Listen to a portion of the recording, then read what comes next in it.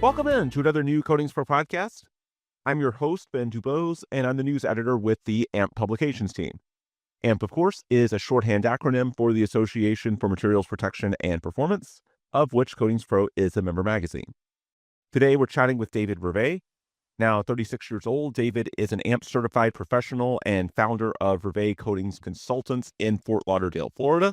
To this point, David has spent about 13 years doing coatings consulting and inspections work, as well as serving as an expert witness for many coatings-related legal cases. But now, in addition to that day job, if you will, he's hoping to inspire and equip the next generation of inspectors in this industry. He's recently introduced interactive YouTube and TikTok channels known as the Paint Father, which we're going to be talking about today, along with the usual talking points such as David's unique career journey, the industry trends that he's seeing out in the field, all that good stuff. David, thanks so much for taking the time to do this. Why don't you start by giving us a little bit of an elevator speech, if you will, regarding your career journey and just introducing yourself to our audience? Yeah, absolutely. So my name's David Revay, originally from Pittsburgh, Pennsylvania. My father was actually also AMP certified level 3. His NACE or AMP numbers like 3078, I think, something like that. Mine's 37,47437, something like that. It's interesting to see the numbers, see what numbers people, have and stuff. But for the longest time, growing up, I wanted nothing to do with paint. I thought it was boring and stupid, and that's boring, Dad. I don't want anything to do with that. And little did I know that as soon as I would try college and try just about everything else, and nothing felt right. And I think I was 21 or 22 years old, trying to figure out what I'm going to do with my life. Intelligent, but I couldn't, the college thing, I didn't see the big to do with college, not for me anyway. So was determined to get into a career that was high paying, high value, interesting. I didn't know what I was going to do. And I tried the Army, actually, was Army National Guard, did 8 months of the weekend stuff. Right before going to basic training, had to have surgery, and God basically said, that's not the path for you. And my military career was over in the blink of an eye. And then I was back to, I have no plan or path or anything. So at 22 years old, very concerned, a friend of my dad's, Kirk Shields, said, what's your eldest son up to? I need to get an inspector for this project. If he goes and gets certified, I can get him an interview. At the time, I was doing public notary, like signing deeds and stuff for mortgages, and was making like $16 an hour, something like that. And went and took the class.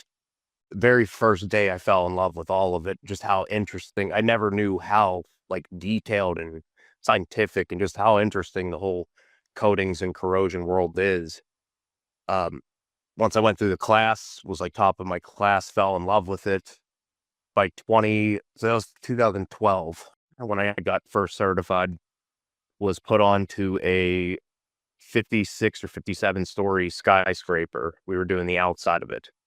And I was afraid of heights before that, but like anything, you got to take risks to move forward. So ended up loving everything about it. The heights, the adrenaline, the scientific side of it, everything about it just really completely opened my whole world up to something new. And again, it all stemmed from that 5-day class, which to me is crazy. But long story short, I ended up getting my level 2 and 3 by 2015. So within 3-4 years, was able to achieve the highest level, and was put on everything from bridges to water towers to military armor plating being inspected, wastewater treatment plants, galvanized steel for solar panel farms, wind turbines, looking at composite materials. And then I ended up in the private yacht industry, which doesn't truly have a governing body. as far as quality and standards go. So it's like kind of the Wild West, but I'm doing my very best to be some form of structure to try and help. Because potentially what you have is large, high value projects going to bid where both sides aren't fully assured of what the expectations are. So it's like, I want my boat painted good. I'll paint your boat great. Well, like, what does that mean? And that's the whole, that's basically the whole industry that I fell into and why there's a big need for it. It's so subjective that bringing science in, it definitely helps to remove some of that stuff, and just it's better for everybody involved. Because I've actually seen some yacht owners turn away from owning a yacht just because of the paint procedures that are involved, because it can be expensive. You could lose the use of your boat for a year waiting for your paint to be right. So there's a lot to lose, basically. But again, then there's the other side of it where, the owner is going to get what they pay for. So if like the value costs 500,000 and you're going to try and push to get somebody to do it for 200, you're not going to get 500 in quality. And that's basically where I come in and try to help navigate that whole situation. And since 2018, essentially do 60 to 100 yachts a year, everything from consulting, whether it's a brand new boat, they just received it and they're not happy with the paint job, or it's a brand new boat and the yard or the builder isn't sure where things stand. So they bring me in to kind of help get everybody on the same page. So yeah, the yacht industry was something very unexpected, to say the least. But I still to this day do wastewater, water treatment. If it involves paints, coatings, composites, I'm able to inspect it or at least consult on it in some way, shape, or form. So how did those certification programs really boost your career? Because obviously you're starting out in the low to mid 20s, you're just learning the ropes. And within a few years, you've advanced to a point in which you're now looked at as a voice of authority. And we'll talk about some of the things eventually that you do for the industry and the world at large. But in terms of being a coating inspector, just speak to the role of certification programs in quickly transitioning you within a few years to where, as you said, you're now pretty clearly a voice of authority on some pretty important projects. Absolutely. So just from my perspective and opinion, I feel like education should be set up that way. There shouldn't be all this extra fluff, and like, it should be whatever the job is, period. And that's where I love the AMP program, because there's no nonsense. It's as little like, what is it? Like, whatever you need to know is exactly what they give you. It's like the foundation, the necessary foundation to build on is exactly what those certs are for. You're not going to learn everything that you need to know from the class. It teaches you everything that you need to, like, how to learn or where to find the stuff, like what's expected, how the system works. To me, it was a beautiful system. Like, it's kind of like college. It's so drawn out that in my perspective, it's hard to see anybody give 100% through the full thing. So it's like, you're not really, I don't know. To me, it's not building a well-educated person for that position. It's just filling check marks and making people money. But with the certs, that's exactly what it does. It gives you that foundation. And then when you're out in the field and seeing it, like, that's where, you really learn most of it. And it kind of helps to reinforce that foundation. And then as you go, you just build on top. That's what I've been able to do. The program has just been excellent. I think that is by far the best return on investment for any certificate program that's out there. Just opportunities wise, the average inspector's age is 60 years old right now. Yeah. So in the next 5 to 10 years, we're going to need a lot more. Yeah. Oh, yeah. Well, let's talk about the future, because clearly that's a big part of, I guess, your model. You want to pay it forward. That plays into the whole paint father concept, which we'll get into. But before we look forward, let's look back. I know that the thing that sort of ties everything together is you're a big believer in the role of mentors. So for you, who were some of your mentors as you advanced through the industry, as you sort of found your footing, and Why do you view that concept of mentorship? Why do you view that as being so important for developing that next generation? So I'm so big on that. And I didn't realize it until I actually went through it myself.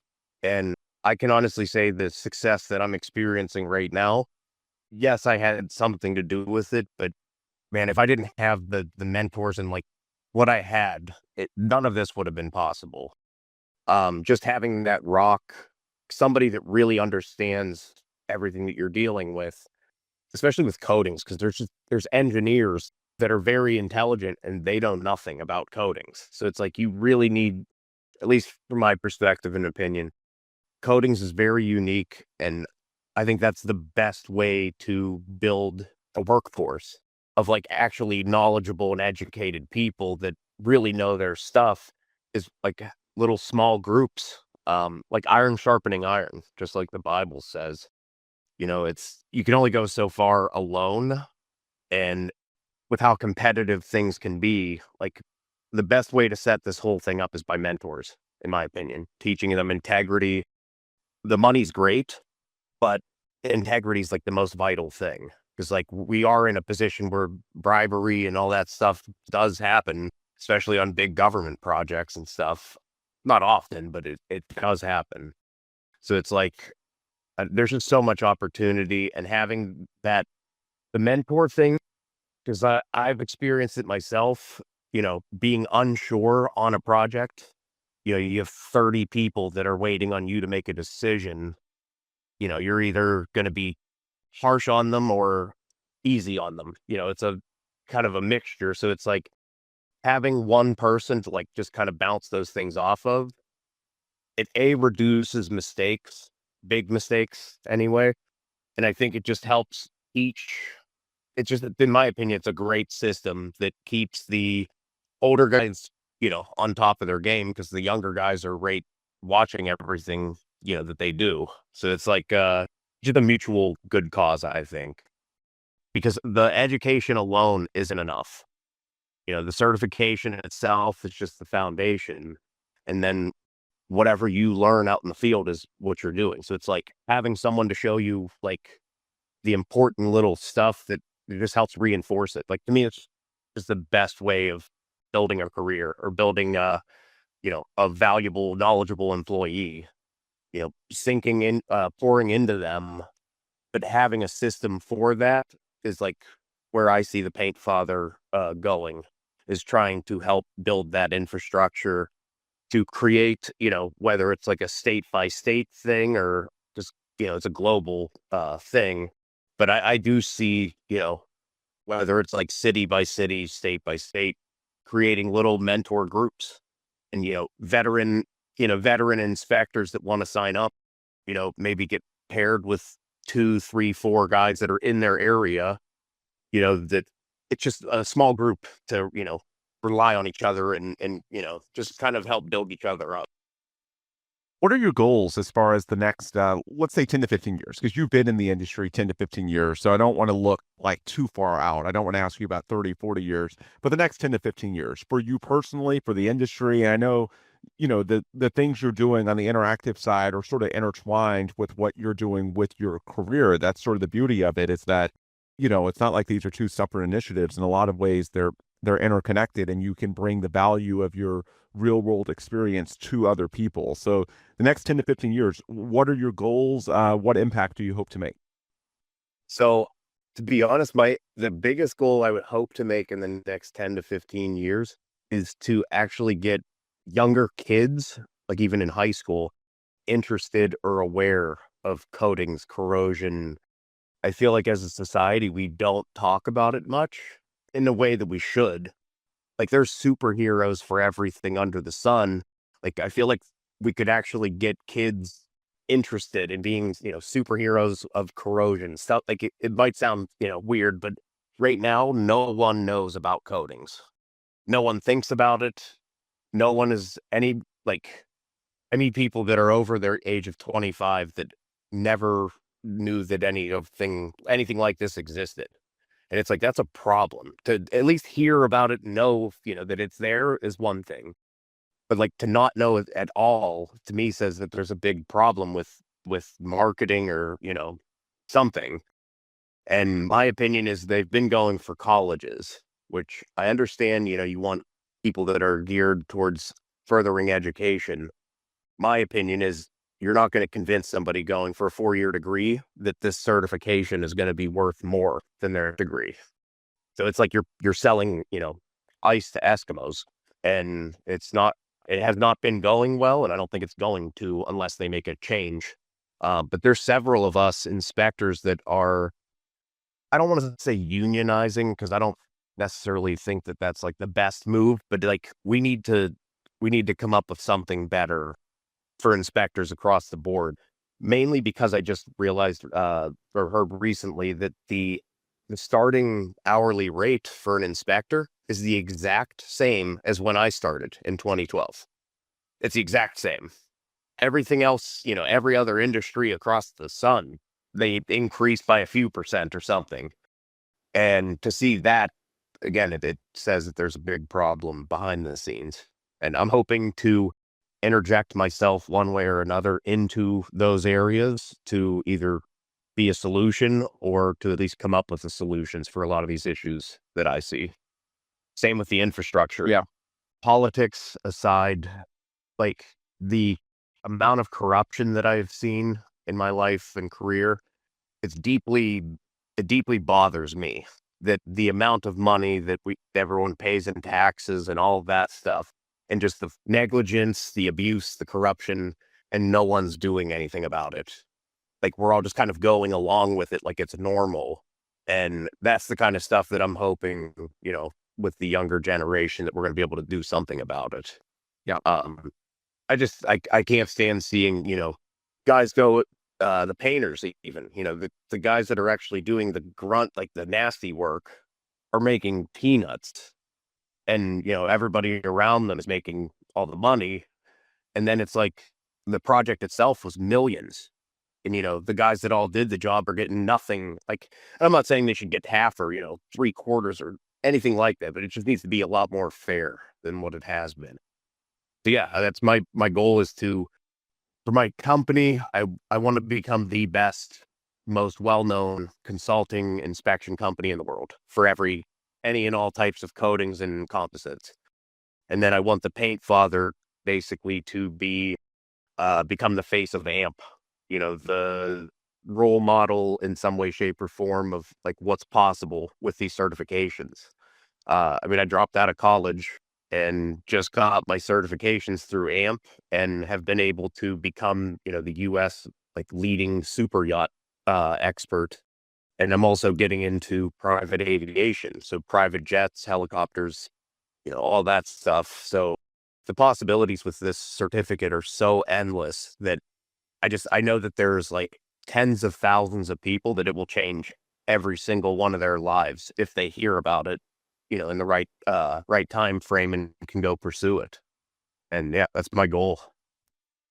So where do you see the gaps in the industry? Because obviously that's a big deal for your company. You want to be able to serve where there's a need. And also with the whole paint father concept, like you want to be able to help the industry move forward, and to move the ball forward, you need to understand where the deficiencies are, where the gaps are, so that we can improve those. So in terms of building that next generation of the workforce, and I guess, the next generation of your company as well, where do you see the gaps in the industry right now, and how do we potentially fill those? So the gaps that I'm seeing is you have the existing inspectors, the older generation, that many of them have hated technology. And like I get, not enjoying it because it's new and it causes, discomfort because you have to learn new stuff. But it's like the tech is it makes things so much more efficient and smoother. I notice it constantly. Like our industry is just behind with tech. There's so much different tech that's available. And I know we're not utilizing even half of what we should be. Not even just me as a company, but our whole industry. Technology is the big one. And it's just like the older mindset of like, well, this is how we've done it. Like that kind of stuff is like, that's what drives inefficiencies and stuff like that. I think, just identifying the technology gaps. And like that, again, that's where like bringing the youth, that's going to fill that gap because the youth already has the tech, running in their mind. So it's like they could probably come in from no experience, walk into this and be like, oh, I use this for something else, but this would be great for, this setup, something like that. And that's what I've done mostly throughout my career is take standards or take templates from one industry and I'm able to adjust them and tweak them. And boom, now I have something that there wasn't anything before. And yeah, I mean, like that's the biggest thing I think is just the technology, even the inspection and reporting process in itself is the technology where, I've noticed that I can write 100-page reports, but explaining everything scientifically. The person that receives it is flipping through. They look for the one sentence that says that it's good or bad. That's all they cared about. They didn't want to read any of the other stuff. And I find that to be, in most cases, they don't want they don't want to understand it. They just want to know, is it good or not? I can respect that. But like when things go wrong later, or if they go wrong later, like you're going to want that stuff. But like, how can we give, that much detail, but without giving them a book that basically just goes unread? And what I've been developing is using 360 imaging, like Google Street View, where you can walk around on Google Maps. It's the same concept, except instead of Google Earth or Maps, it's the project, whatever asset, whatever work area that's been prepared, painted, whatever the situation. You can basically go into a virtual world from your phone or laptop and walk around seeing exactly what I saw. And then I'm able to drop and like in the virtual world, I'm able to place 3D images or 3D, it's like a little icon that pops up when you're in there. You can click on it and then you have the close-up photos of what's in that specific area. So it's like, instead of reading it, trying to understand where, like this is all complex shapes and very difficult I could write a book on sometimes just describing where flaws are without even getting into the meat of it. So it's like to reduce that communication, just showing people is a big, I see that as a huge, huge opportunity. I feel like that's the future of report writing is basically just taking people to the exact site. So that's another thing. But again, it goes hand in hand, increasing technology. And then the paint world has been very quiet. It's been like not secretive, but it's been just quiet. Like no one knows about it because of it. I want us as an industry to be louder and become recognized more. Like when the bridges and condos and everything starts collapsing, like we're the ones that are going to be investigating it and hopefully preventing it in the future. And I feel like that's where our value like really comes in that people don't even think about. Like we're the ones that catch those things before they become catastrophic. Well, you mentioned the older generation and needing to embrace technology more, and obviously the younger generation already has. So I think we sort of understand the medium for how to reach out to them, and certainly the Paint Father ties into that. But in terms of the substance, what do you find resonates with younger people as we try and fill those gaps, bring in more people, not just the medium, but the message? What do we need to be saying to the next generation? I'm actually in the middle of trying to figure that out. It's tricky. I'm trying to share something that's really cool with people that have no clue that it's actually interesting. And like, I have to highlight the very specific things that can cause that excitement. Like for me, when you drink a Coke pop can, there's a liner inside that can. When you take medicine that's time released, that's a coating. It's like coatings are so ingrained in our life that no one actually realizes it. Right. And I think starting there and at least getting people to identify the difference between, a house paint that you just open the can, you throw it on the wall and you're good to go versus like the chemical procedures and all the processes and like the real stuff that goes into it. I think that's just making people aware of, the reality of this stuff, I guess. I think that's just it. It's just like ignorance is bliss. Like people just don't even realize that that's a thing. And I believe that by highlighting that and showing people, I'm trying to do that with my channel more now, just showing them how like interesting and what's involved in coatings. And also like what can go wrong, like where it's, that's the stuff that like no one really thinks about. Like they all think it's just paint, can't be that bad. But like when things go really bad, it's millions of dollars. And people lose their businesses, lose their lives. Like it's a very big deal. And yeah, I think just making people aware of it. And the other thing is showing them the opportunities. Like I don't think that there is another career that you could go for a 5-day class, get certified, and for $3,000. I don't think there's anything else you can pay $3,000 and have $100,000 career like that. I don't think that there's many other avenues out there that have that kind of opportunities. And just from what I'm seeing, like I fell into the yacht stuff. I didn't have deep connections. I just fell into it, was doing the best job that I could, and the people that were involved noticed it. And I was put on my first yacht project by Kirk Shields, my mentor, in 2017. April of 2017 was the very first time I saw a big yacht like that. From April to December of that year, I did my inspection work, my consulting work, under my employer at the time. And right before Christmas break, the owner of the yacht pulled me aside and was like, "What you're doing for this project is amazing. Like the industry needs this. If you want to start your own company, I'll give you the contract out from your employer." And I was like, "Phew, that's amazing. That's like an amazing offer." I was like, I wouldn't even be here. I would not be standing here if it wouldn't have been for the guy that brought me here. I was like, if you can give me a week or so to discuss it with him, and I'll give you an answer. And I talked to Kirk. He said, this kind of stuff never happens, and that he would never forgive himself if he held me back from an opportunity. I wanted to do it with him because Kirk and I worked just great together. But he said, that what I should do is just, give it a shot by myself and see how it goes. And I harassed him the whole many years. Every year that I was running was harassing Kirk to join me. But yeah, I mean, he lent me, he's like, "Let me know what equipment you need.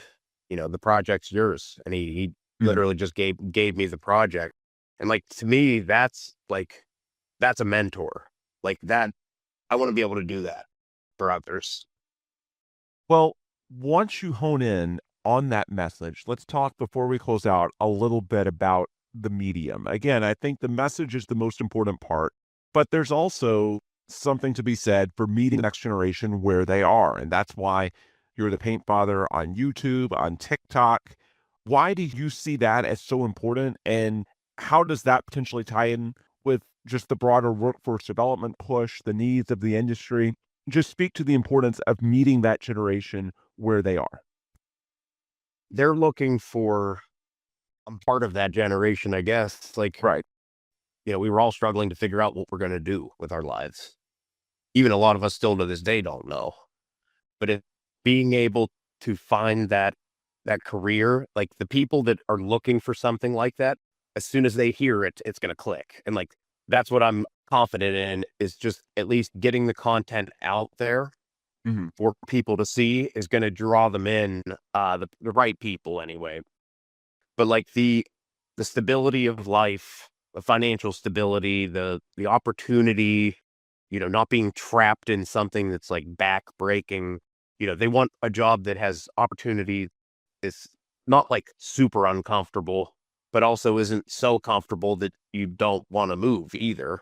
Right. But it's just like a healthy balance is what a lot of us are looking for. And in my opinion, if anyone's like me, ADHD, OCD, like I love exploring. I love, adventure, like that regular change of scenery for projects versus going to the same building every day, Monday through Friday, whatever. Like that's the main difference. But the good news is like this career you can do Monday through Friday at a shop, or you could go travel. Like the different stuff that you can get into, to me, is just mind blowing because there's so many different things. For me, for instance, a lot of what I'm doing now, I'm closer to an attorney than I am a paint inspector. Like, I'm actually solving root cause, who's going to be responsible for paying millions and proving it without any shadow of a doubt. And like, that's what a lot of my work has been lately. So it's like just different stuff you can do. It's problem solving, protecting is one of my preferred things to do. I like being brought in where I'm able to protect someone from something that isn't right. Whether it's an owner who, they're demanding that they get a $2 million paint quality for 200 grand, something like that. And I just like being brought in where I can actually protect the people that should be protected. That's like one of the big things for me. But again, the opportunities in this industry and career are just endless. And like, that's what I think the biggest selling point is going to be. And also, if you try it and don't like it, the worst thing that happened is you're out 3 grand that you've already made that money back, because the ratio for risk and reward is, there's nothing else like it, in my opinion. That just so many opportunities. I think if more people knew about it, our whole infrastructure would be very different. And that's honestly the goal, like, through all of it, getting people involved, getting people aware of it. And then once we find the right community of people, I'm hoping to build some type of mentor community where we can all, help each other grow. And that's where starting with YouTube and TikTok, those platforms with mass distribution, is so important to actually, bring in that next generation, and then you can laser in on an exact platform later on. David, thank you so much for the insight today. This has been wonderful. For anyone listening or viewing that wants to get in touch with you, what's the best way that they can do that? Just, feel free to plug whatever you'd like to plug. And also, for anyone that might want to get more involved or perhaps start this type of initiative themselves, like, what would you advise? Where should they start? So to get a hold of me, I'm on LinkedIn. I'm on all the social media platforms, LinkedIn, Facebook, and all that stuff. I'm under Dave Revay or David Revay, one of the two. And then YouTube and TikTok, I'm under The Paint Father. Website is revayconsulting.com, and my contact info is on all of them. So there's plenty of ways to get a hold of me, email, text, phone, or even my website. I think there's an area to leave messages and stuff. And then if anybody's interested in getting involved, or, whether they're already certified and want to get involved in, building a mentor program with me, feel free to just reach out directly, on any platform. Just let me know that, what you're interested in. And then if you're just interested in the industry or learning more about it, just get on YouTube and Google. And there's not a ton of content out there about the industry yet, which is why I started the Paint Father channel. But I'm hoping over the next month or two, I'm going to be pumping out a lot more content, just showing all the different aspects of the whole industry. Yeah, that's the game plan. Really good stuff from David Revay, founder of Revay Coating Consultants, and also the Paint Father on YouTube and TikTok. David, thanks so much for taking the time. Thank you very much, Ben. All right, that'll do it for today's episode. And if you want more resources from our team here at CoatingsPro, just check out our website at coatingspromag.com and search for the CoatingsPro interview series wherever it is that you listen to your podcasts. Once again, CoatingsPro is a member magazine of AMP, the Association for Materials Protection and Performance, and you can learn more about AMP and its resources and programs at amp.org, ampp.org. Until next time, this is Where We Break. On behalf of David Revay, I'm Ben Dubose, and really on behalf of the entire team at CoatingsPro and AMP Media, we appreciate all of you so much for reading and listening. And of course, please come back soon for more new podcasts from CoatingsPro.